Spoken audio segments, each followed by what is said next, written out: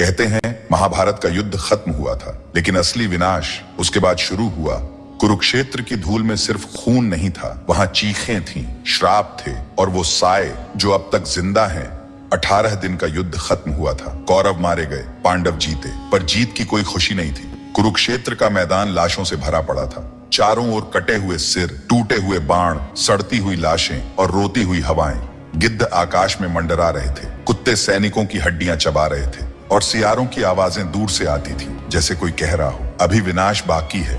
हस्तिनापुर में जब युधिष्ठिर को राजा बनाया गया तो उन्होंने सिर झुकाकर कहा, मैं राजा नहीं बना, मैं तो बस एक लाशों के ढेर का उत्तराधिकारी हूँ। उन्हें रात में नींद नहीं आती थी। हर रात उन्हें अभिमन्यु की चीखें सुनाई देती। द्रौपदी की आंखें हर बार दुशासन के खून से भीगी दिखाई देती।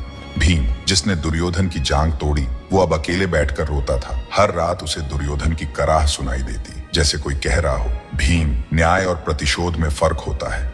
अर्जुन, जिसने जयद्रथ को मारा, कर्ण को हराया, अब अपने ही गांडीव को हाथ लगाने से डरता था। उसे लगता था मैंने धर्म नहीं निभाया, मैंने अपनों को मारा है। नकुल और सहदेव, जिन्हें युद्ध के बाद कोई याद नहीं करता, वे चुपचाप भाइयों के पीछे चलते, पर उनके मन में एक ही सवाल था, क्या हमने किया वो सही था? कृष्ण सब कुछ देख रहे थे। उनकी मुस्कान गायब हो चुकी थी। मैंने सुदर्शन चलाया नहीं, पर हर प्रहार मेरा ही तो था। मैंने धर्म के नाम पर अधर्म भी कराया, लेकिन अब ये युद्ध मेरे भीतर भी जल रहा है। उन्होंने रथ से उतरते हुए अर्जुन से कहा, अब समय है सच का सामना करने का। युद्ध तो केवल शुरुआत थी।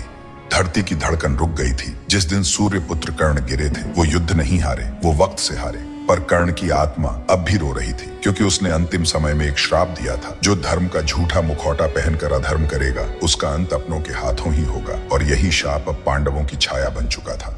जब युद्ध समाप्त हुआ, गांधारी ने देखा उसके 100 बेटे मारे गए। उसने क्रोध में कृष्ण को श्राप दे दिया, जैसे मेरे वंश का अंत हुआ, वैसे ही यदुवंश का भी विनाश होगा। हे वासुदेव, तुम्हारा पूरा कुल नष्ट हो जाएगा और तुम्हारी मृत्यु भी अज्ञात और अपमानजनक होगी। कृष्ण ने कुछ नहीं कहा, सिर्फ आकाश की ओर देखा और उसकी आंख से एक आंसू बह निकला। श्राप लग चुका था। अब समय की उल्टी गिनती शुरू हो चुकी थी। कुछ ब्राह्मणों ने बताया कि अब कुरुक्षेत्र में रात को अजीब आवाजें आने लगी थी। रथ के पहिए खुद ब खुद घूमते थे। कर्ण की कराह हर तीसरी रात सुनाई देती थी। कर्ण की मां राधा रोज सपने में जलता हुआ बेटा देखती थी।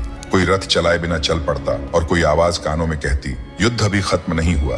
कई महर्षियों ने बताया, महाभारत एक युद्ध नहीं था, वो तो बस एक द्वार था। अब जो समय आ रहा है वो है कलयुग का, और उसका जन्म हुआ है कुरुक्षेत्र की इसी राख से।